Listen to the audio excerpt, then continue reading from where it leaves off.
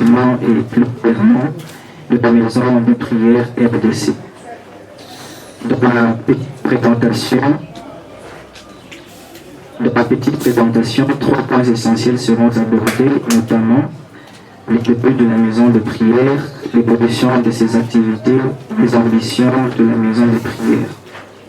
De prime abord, nous aimerons rendre grâce à Dieu pour la venue de sa servante ici en République démocratique du Congo et la remercions pour sa disponibilité et ses riches enseignements sur l'adoration. Merci beaucoup, docteur. À présent, nous parlons de la maison de prière RDC. À présent, nous parlons de la maison de prière RDC. En parlant de ce début, notons que l'installation de la maison de prière ici en ces lieux était un événement spirituel très significatif à la Cité Verte. Sa naissance a tourmenté le monde des ténèbres dans ce quartier comme la naissance de Jésus tourmenta Hérode. Nous assistons alors à des attaques, comme le pasteur vient de le noter, tout autant spirituelles que physiques. Des feux s'invitent, des chefs tubés, la manifestation des signes occultes comme les têtes de Graal, les triangles et j'en passe. Nonobstant ces événements, nous pouvons affirmer, sans peur d'être contredit, que la maison de prière est arrivée au point de vue. En effet, avant notre arrivée ici, cette parcelle était une ancienne habitation bien au plus délimitée dans le quartier. Cet endroit fut leur hôtel et lieu de rassemblement. Témoignage rapporté par l'un d'eux. L'adoration se fait sur la terre comme au ciel. Elle est devenue une maternité pour des nouvelles naissances et une chambre haute pour l'intimité de l'époux avec son épouse. Il faut cependant reconnaître que les débuts ne furent pas vraiment faciles. Pour y arriver, il fallait faire preuve de beaucoup de courage et d'abnégation. Je me rappelle même des mots du pasteur qui nous disait souvent, mes amis, soyez toujours animés de cet esprit de sacrifice. Souffrez, parce que le pionnier souffre toujours. Ne négligeons pas le faible commencement. C'est ça le principe du royaume, du plus petit au plus grand. C'est parti de 12 que l'évangile a atteint les extrémités de la terre. Nous croyons qu'avec ces 12 que nous représentons ici, c'est possible que nous puissions nous étendre à l'intérieur du pays et toucher toute l'Afrique. Nous pouvons nous estimer heureux et privilégiés parce que ce vent prophétique commence avec nous. Fin de citation. La première fois que nous fûmes venus ici pour commencer le programme de 5h à 12h, ce fut le lundi 12 novembre 2018. Nous fûmes au nombre de 7, le pasteur, le frère Jean-Cyr, le frère Patrick, le frère Christian Koudiangela, le frère Gédéon et le frère David Kazadi et moi-même. Nous commençons par un exercice sur le témoignage. Le but était de faire un témoignage dans l'espace d'1 minute 50 et le pasteur battu le record en faisant un témoignage de 45 secondes. Il faut noter que le programme de la maison de prière a d'abord commencé à l'église, comme il venait de le dire tout à l'heure. C'était chaque samedi de 9h à 12h, puis ici de 5h à 12h. Et c'est après qu'elle ait totalisé une année d'existence que le programme de 24 heures fut officiellement lancé le 24 février 2019, couronné par un agapé. Chose évidente aujourd'hui, depuis l'inauguration des 24 heures, nous voyons le maître d'ouvrage, c'est-à-dire Dieu, prendre lui-même soin de son œuvre, lui-même envoyer les ouvriers, lui-même pourvoir à tous les besoins de son œuvre. Et nous ne faisons que le travail de gestion, raison pour laquelle nous présentons quelques statistiques actuelles de la maison de prière, qui compte une quarantaine d'adorateurs motivateurs, dont 4 permanents, 12 protocoles et 13 personnes de relations publiques. Ceci pour ne parler que de ses débuts et de son évolution. Voici à présent les ambitions ou les perspectives de la maison de prière RDC. Dans les années à venir, elle envisage premièrement de créer plusieurs chambres de prière à l'intérieur du pays et partout en Afrique. Elle envisage aussi d'avoir 2 grandes activités en son sein, dont A, l'Académie des musiques. Ça sera une académie dans laquelle nous apprenons à tout adorateur motivateur la musique de manière générale et à jouer d'un instrument de manière spécifique. Car il faut que tout adorateur motivateur soit en mesure de jouer d'un instrument de musique pour éviter une dépendance et pour que l'adoration soit toujours complète. 2. La théologie pratique. Nous souhaitons que la maison de prière soit un réservoir de savoir spirituel où toutes les bibliothèques vivantes viennent y trouver leur avant-dernière demeure afin de préparer la relève au travers de leurs expériences et leurs connaissances. Pour venir à bout de ces mots que nous venons d'énumérer, chers motivateurs, chers membres du staff, Dieu a encore besoin que nous puissions obéir sans beaucoup réfléchir, que nous puissions agir sans faillir, que nous puissions travailler sans nous lasser pour la gloire de son nom et le bénéfice de l'humanité. Car la maison de prière est la stratégie de Dieu pour relever son Église. C'est donc par ces mots d'encouragement que s'achève cette présentation qui tenait à présenter brièvement le parcours de la maison de prière RDC, les combats qu'elle a déjà vaincus et les défis nombreux qui restent à relever. Reste à Dieu de bénir la République démocratique du Congo, notre nation. Reste à Dieu de bénir son Église, épouse de Christ. Puisse Dieu bénir la maison de prière RDC. Reste à Dieu de bénir les serviteurs et servantes actifs dans son œuvre. Reste à Dieu de bénir Israël, sa nation. Et c'est au nom de notre Seigneur Jésus-Christ et Sauveur que clôt cette présentation. Je vous remercie. À présent,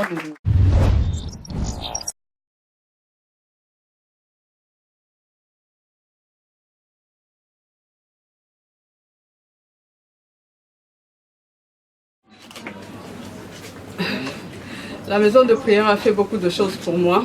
Donc, il y a tellement beaucoup de choses qu'elle a faites pour moi que je ne sais même pas par où commencer. Donc, je commence quand même au début.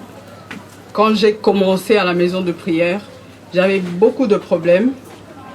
Mon mari venait à peine de me quitter. Juste après, comme on dit, le malheur ne vient jamais seul. Je suis entrée au chômage, donc j'ai perdu mon boulot. Et alors là, j'étais en train de pleurer à tout moment. Et après, la maison de prière a commencé. Et c'est là que j'ai appris que on ne doit pas tout le temps se lamenter. On ne doit pas tout le temps pleurer sur son sort. Parce que Dieu connaît notre problème et tout. J'ai appris à adorer Dieu dans les difficultés. En fait, je manquais même de quoi manger à la maison. Mais comme je savais que Dieu était là, je ne voulais pas aller demander à mes frères, mes sœurs. Je me suis dit, Dieu est là, il va s'occuper de moi et de mon fils. Mon fils n'a pas eu non plus de problème parce qu'on était tous les deux attachés à Dieu. Il a terminé ses études sans problème.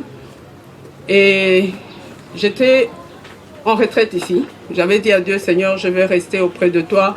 Parce qu'il y a ce passage dans le psaume 27, versets 4 à 5. Là où on dit, je désire ardemment de rester dans la présence de Dieu pour contempler ta magnificence.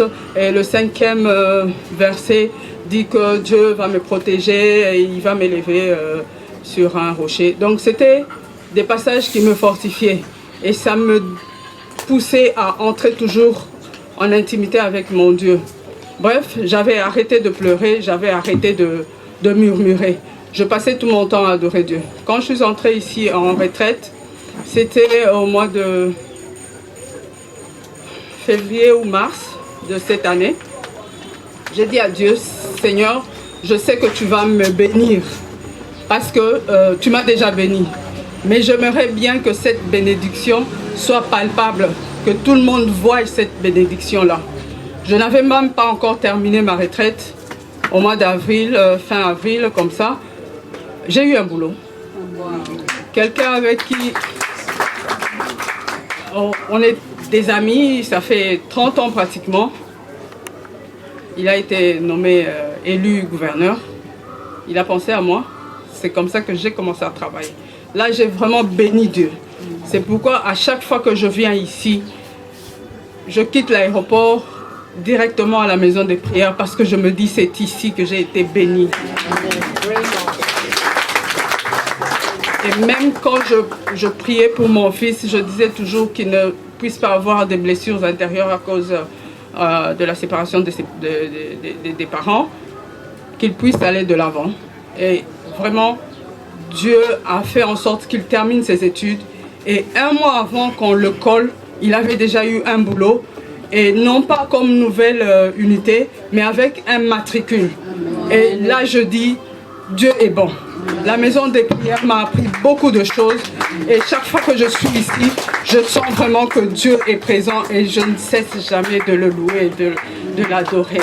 Alors, je dis à tous ceux-là qui hésitent pour venir à la maison de prière pour apprendre, n'hésitez plus. Venez et Dieu va faire des merveilles parce qu'il nous apprend à ne pas pleurer, à ne pas murmurer, mais à l'adorer. Parce que quand on l'adore, il descend et il agit dans notre vie. Que Dieu nous bénisse.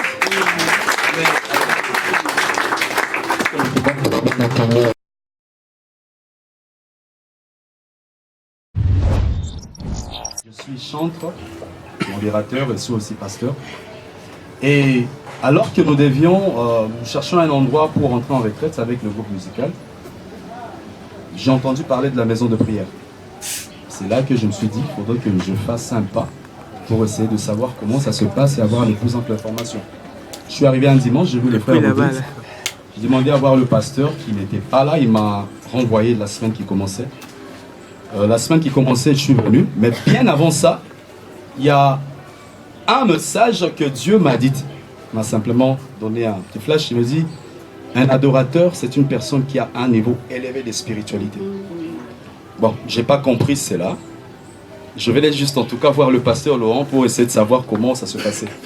Et lorsque j'arrivais, je rencontrais le pasteur. C'est là qu'il a commencé à me parler du temps prophétique, de l'élection que Dieu est en train de faire concernant les personnes qui doivent porter justement cet étendard d'adorateurs qui feront faire en sorte que le monde puisse changer de face.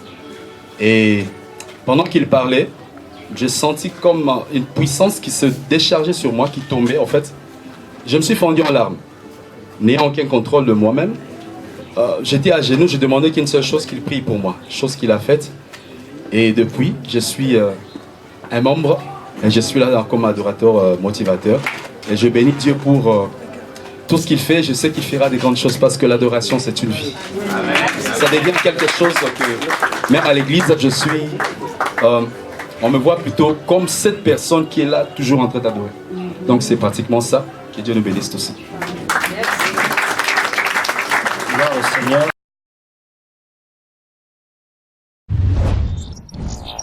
Vous êtes humiliés jusqu'à un point où même ceux qui vous respectent vous considèrent comme une poubelle. Alors moi-même, je me sentais diminuée. Même quand je venais à l'église, je me considérais plus.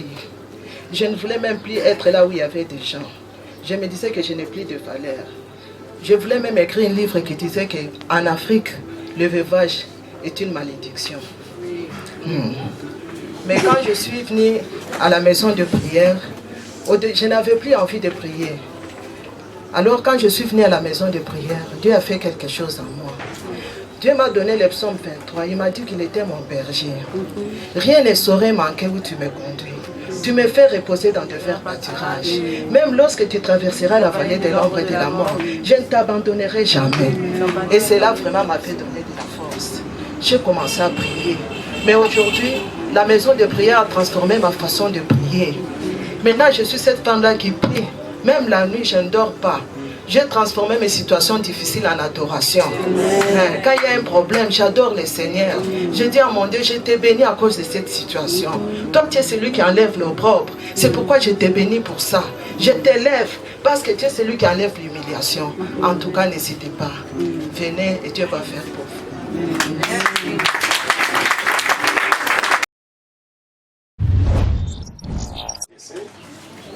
Nous bénissons le Seigneur vraiment pour la présence de sa servante. Elle a beaucoup de choses à dire et je sais qu'elle a dit ce que le Seigneur voulait qu'elle dise parce que finalement, nous prions encore que Dieu lui donne encore une longue vie. Bien qu'elle me dit qu'elle ne peut pas finir sa vie sur une chaise roulante, là elle dit je préfère que Dieu m'enlève avant, il veillait, c'est trop compliqué. Parce que ces gens-là voient, nous prions que même 100 ans, Seigneur. Elle dit non, non, non. Quand Dieu verra que je ne suis plus actif pour elle, je prie que le Seigneur me prenne tout. Parce que sur richesse, ne rien faire, ça devient ennuyeux. Est-ce qu'un Congolais peut faire une prière? Non, parce que oui, il n'apte sans rien. Pourquoi? Ma raison d'être ici, c'est que ma Seigneur ne permet pas. Vraiment, quand je suis fort, je ne parle plus à moi et je suis fort au ciel aussi.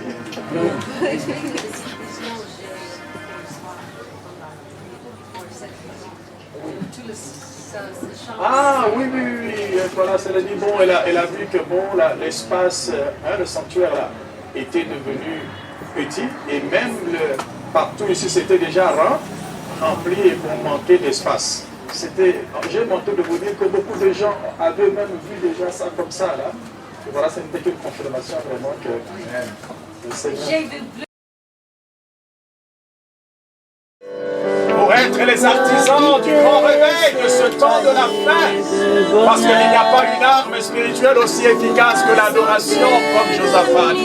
Papa, merci beaucoup pour ton peuple que tu as réuni ici pour leur communiquer ta pensée.